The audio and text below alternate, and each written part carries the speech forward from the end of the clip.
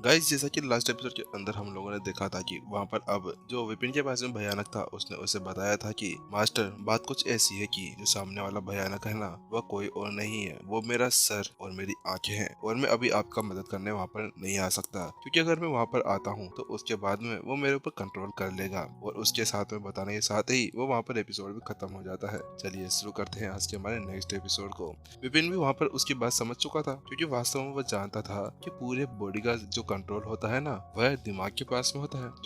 जो सिग्नल्स दिमाग भेजेगा वही तो सामने वाला करेगा। और अगर अब ये भयानक उसके सामने चला जाता है ना, तो फिर वो आंखें और दिमाग अभी इसको इस तरह से नचाने लगेगा जैसे कि ये कोई छमिया हो, क्योंकि इसका यूज कर कर वो और भी ज्यादा शक्तिशाली हो जाएगा। अभी तो वो चाहे से अपने मस्तिष्क का यूज करते हुए इनके ऊपर अटैक नहीं कर पा रहा था। हालांकि अगर ये उसके पास में चला जाता तो उसके बाद में तो विपिन के ऊपर कयामत छा जाती। फिर तो इसको सुप्रीम मास्टर टीचर से एक भिगमंगा मास्टर टीचर बनाकर छोड़ दिया जाता, क्योंकि वहाँ पर विपिन देख सकता था कि उसके दिमाग के अंदर इतनी ज्यादा शक्तियां थी कि कैसे वह इन सभी ह्यूमनॉइड कठपुतली के ऊपर अपना कंट्रोल पाए हुए था। इससे ये पता लगाया जा सकता था कि वास्तव में उसकी आत्मा बहुत ही ज्यादा शक्तिशाली थी। वो तो अच्छी बात थी कि विपिन ने वहाँ पर स्वर्ग की आत्मा कला का वहाँ पर उपयोग किया हुआ था, जिसकी वजह से उसकी आत्मा बहुत ज्यादा मजबूत थी। अन्यथा ऐसा नहीं होता ना, तो विपिन तो वहाँ पर उसके सामने कोई चीज था ही नहीं। विपिन थोड़ी देर सोचता है और फिर से वह भयानक से पूछता है, तो इसका मतलब ये है कि तुम वहाँ पर उसको नहीं हरा पाओगे?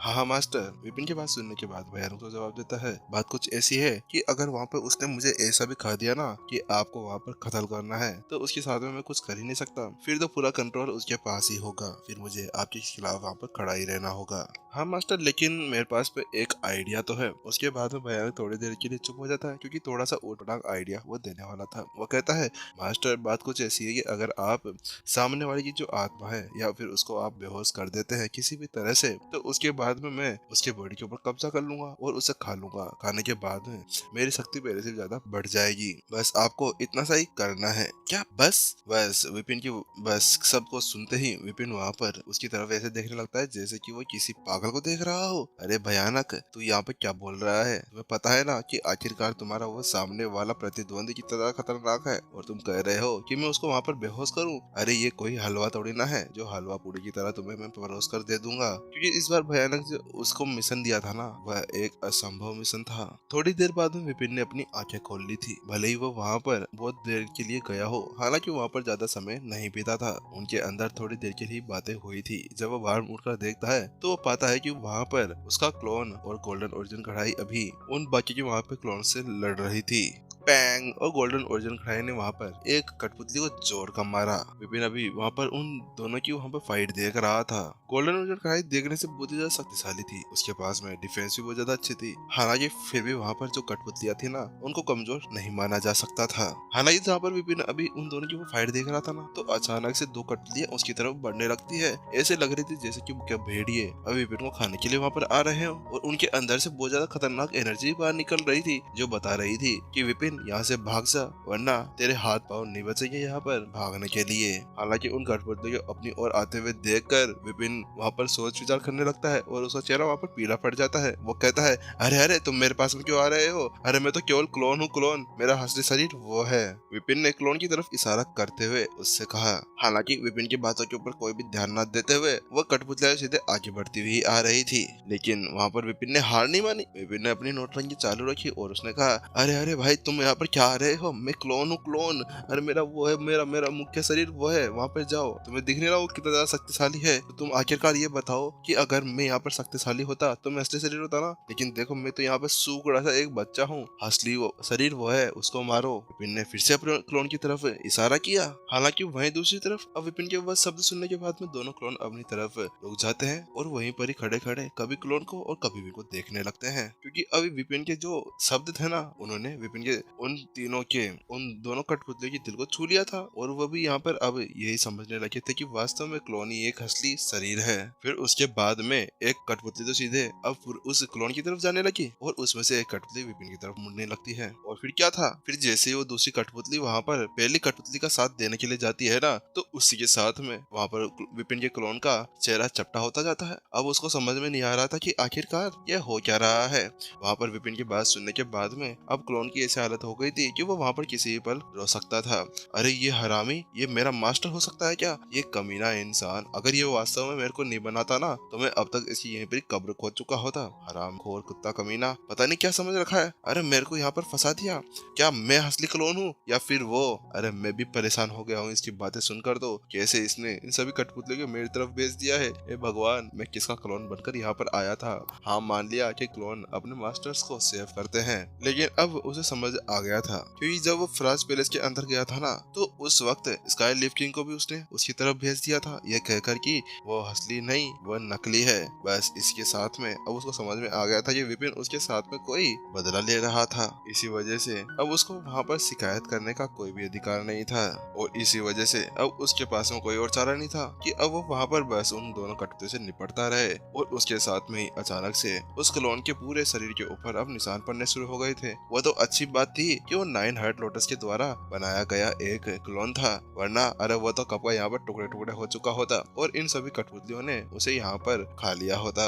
और वहीं अब विपिन का क्लोन वहाँ पर हताशा के अंदर फटने ही वाला था कि अचानक से उसको टेलीपैथिक द्वारा एक मैसेज भेजा जाता है, क्लोन फिलहाल के लिए तुम इन दोनों कठपुतलियों को संभालो, मैं इस एक कठपुतली से निपटकर तुम्हारे पास में आता हूँ। लेकिन जैसे ही उसने अपने मुख्य शरीर का वह आदेश सुना, उसके साथ में उसके चेहरे के ऊपर एक हल्की सी स्माइल तो आ जाती है, क्योंकि उसे जान गया था कि वास्तव में विपिन वहाँ पर उसको किसी तरह से दांव पर नहीं लगा रहा था। अब उसके साथ में ही वह अब उन दोनों क्लोन्स को वहाँ पर संभालने लगता है। दिलचस्प, क्या बात है विपिन, तूने अपने क्लोन को वहाँ पर फंसा दिया। वाह वाह, मानना पड़ेगा तू एक मुख्य शरीर है और इतना दिमाग है कि अपने बेचारे क्लोन को वहाँ पर मरने के लिए भेज दिया। वहाँ पर एक भयानक की आवाज सुनाई देती है जो वापस से उनके ऊपर हंस रहा था।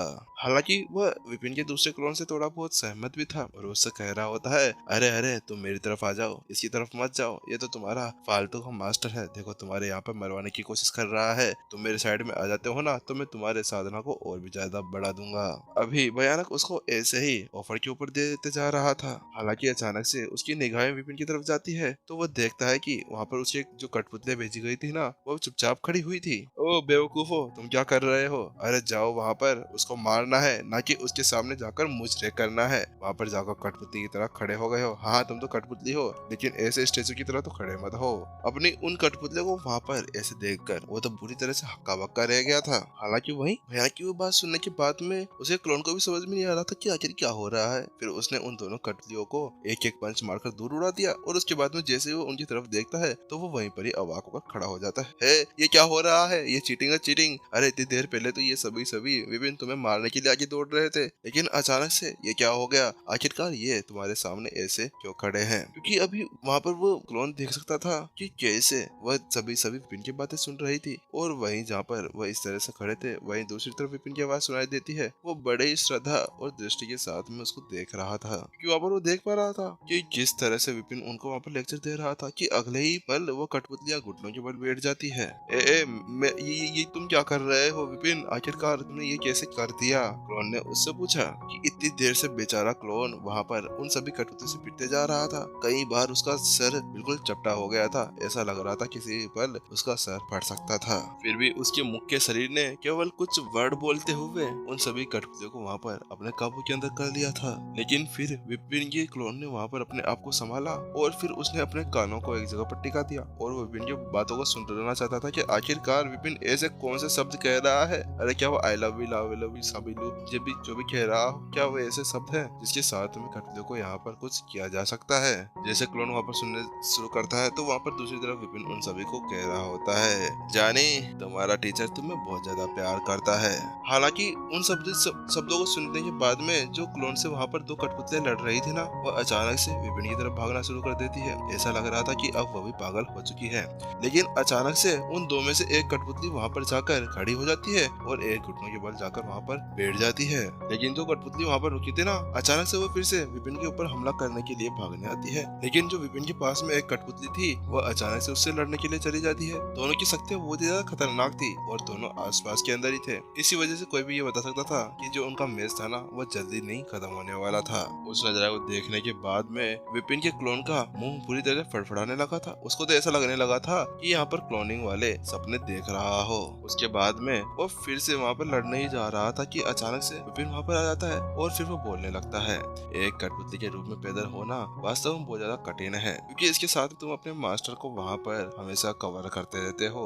हालांकि अगर तुम मेरे साथ में आओ तो मैं तुम्हें एक अच्छी शिक्षा दूंगा, तुम अपने लेवल को अच्छे तरह से बढ़ा सकते हो, इसीलिए चलो मेरी बात सुनो। इसके बाद विपिन कहता है और उसके बाद में दोनों कठपुतलियां खड़ी हो जाती है, क्योंकि उनमें से एक कठपुतली तो वहाँ पर चली जाती है जहाँ पर गोल्डन ओरिजिन कढ़ाई के साथ में दूसरी कठपुतली लड़ रही थी ना, वहाँ से वह उससे लड़ने लगती है। उनको ऐसा काम करने के बाद में विपिन एक आखिरकार राहत की सांस ली। उफ, आखिरकार हो ही गया, क्योंकि आखिरकार उसने एक शिक्षक के हृदय को समझ लिया था, जिसके साथ में उसने हथियारों को वहाँ पर अगर अपने कंट्रोल के अंदर कर लिया था, जानवर को अपने कंट्रोल के अंदर कर लिया था, तो उसके सामने अभी कठपुतलियां थी और कठपुतली के अंदर भी गोल्डन ओरिजिन कढ़ाई की तरह ही आत्माएं थी, जिसकी वजह से उसका वह गोल्डन हार्ट उनके ऊपर काम करने वाला था। और उन शब्दों को सुनने के बाद में आखिरकार कठपुतलियों ने उसे अपना शिक्षक मान ही लिया था। वहीं अपने शरीर को ऐसा करते हुए देखकर क्लोन भी आता है। वाह वाह, तुमने तो अच्छा काम किया, वास्तव में ये तो बिना किसी लड़ाई के तुमने ऐसा कर दिया, हालांकि तुमने बहुत बुरा किया है, देखो मेरा फेस, अब मेरे से कौन सी लड़की दोस्ती करेगी। वहाँ पर क्लोन ने एक डायलॉग बोल दिया, लेकिन उसकी वो बात सुनने के बाद विपिन ने एक हल्की सी स्माइल के साथ में कहा, अच्छा तो तुम्हें भी ये सीखना है, तो ठीक है मैं तुम्हें सिखा सकता हूँ।